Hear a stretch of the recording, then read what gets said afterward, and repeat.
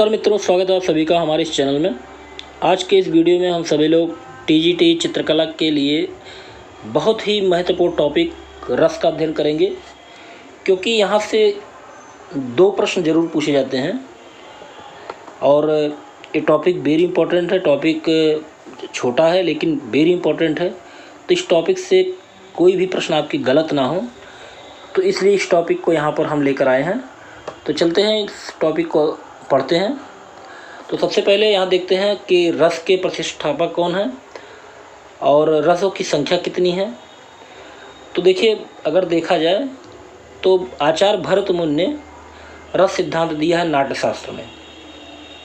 तो नाट्यशास्त्र पुस्तक किसकी है? आचार्य भरतमुनि की है। और उस नाट्यशास्त्र में आचार्य भरतमुनि ने 8 रसों का उल्लेख किया है। प्रश्न बन सकता है कि आचार्य भरतमुनि के अनुसार रसों की संख्या कितनी है? तो 8 है। लेकिन इस रसों को आगे बढ़ाया गया, परवर्ती आचार्यों ने इसकी संख्या में लगातार वृद्धि की है। तो प्रश्न क्या पूछे जा सकते हैं? प्रश्न पूछा जा सकता है रस के प्रतिष्ठापक, रस का अस्थायी भाव, क्योंकि सभी रसों का एक अस्थायी भाव होता है। तो चलिए रस और रस के अस्थायी भाव पढ़ते हैं। दूसरी चीज, अस्थायी भाव क्या होता है, इसके विषय में थोड़ा सा चर्चा कर लेते हैं। वह विचार जो हमारे हृदय में अस्थायी रूप से जागृत होकर हमें किसी रस में बदल दें, वह विचार क्या कहलाते हैं? अस्थायी भाव कहलाते हैं। जैसे क्या है कि श्रृंगार रस का अस्थायी भाव रति है, और रति का अर्थ होता है प्रेम। तो जब हमारे हृदय में प्रेम होगा तभी हम श्रृंगार रस में जाएंगे। तो देखते हैं यहाँ रस के प्रतिष्ठापक कौन है, किस रस का अस्थायी भाव क्या है, क्योंकि यहाँ से प्रश्न बनते हैं और यहाँ से प्रश्न बन सकता है। तो पहले देखते हैं श्रृंगार रस। श्रृंगार रस का अस्थायी भाव क्या होता है? रति होता है। हास रस का अस्थायी भाव हास होता है। करुण रस का अस्थायी भाव शोक होता है। रौद्र रस का अस्थायी भाव क्रोध होता है। वीर रस का अस्थायी भाव उत्साह होता है।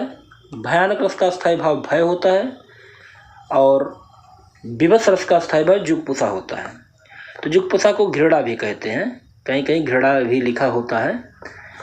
आगे देखते हैं अद्भुत रस का अस्थायी भाव जो होता है विस्मय होता है। और ये सारे रस आचार्य भरतमुनि ने बताए हैं। अब आते हैं शांत रस। शांत रस के प्रतिष्ठापक कौन है? उद्भट हैं, ये इंपॉर्टेंट है। और इसका अस्थायी भाव होता है निर्वेद। अब आते हैं वात्सल रस पे। वात्सल रस के प्रतिष्ठापक कौन है? विश्वनाथ जी हैं।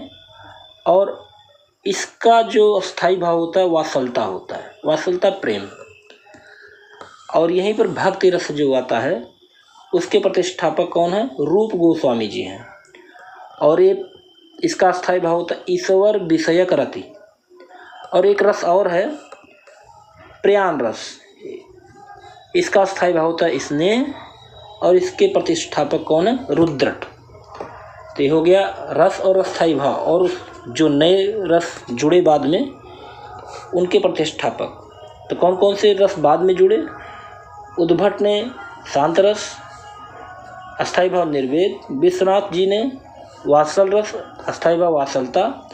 रूप गोस्वामी ने भक्ति रस, अस्थायी भाव ईश्वर विषयक रति। और रुद्रट ने प्यान रस, अस्थायी भाव स्नेह। आगे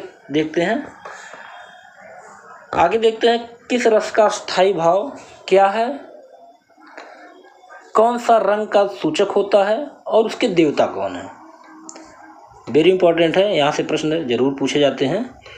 तो इस टॉपिक को ज़रा ध्यान से देखिएगा और 1-2 बार जरूर पढ़िएगा, जिससे आपको ये टॉपिक याद हो जाए। तो अभी आपने पढ़ा श्रृंगार रस का अस्थायी भाव रति होता है। और इसका जो वर्ण होता है, रंग होता है श्रृंगार रस का श्याम वर्ण। और जो इसके देवता माने गए हैं कामदेव और विष्णु। राइट, आगे देखते हैं हास रस का अस्थायी भाव हास होता है। और इसका रंग जो माना गया है श्वेत वर्ण। और इसके शिवगढ़ इसके देवता माने गए हैं इस रस के। अब आते हैं करुण रस, अस्थायी भाव शोक होता है। रंग वर्ण देखें तो कपोत वर्ण होता है और देवता यम है। वीर रस देखते हैं, वीर रस का अस्थायी भाव होता है उत्साह। और रंग होता है हेमवर्ण और इसके देवता महेंद्र को माना गया है। अब आते हैं रौद्र रस के विषय में। रौद्र रस अस्थायी भाव क्रोध होता है। इसका रंग लाल वर्ण और जो देवता है रुद्र माने गए हैं।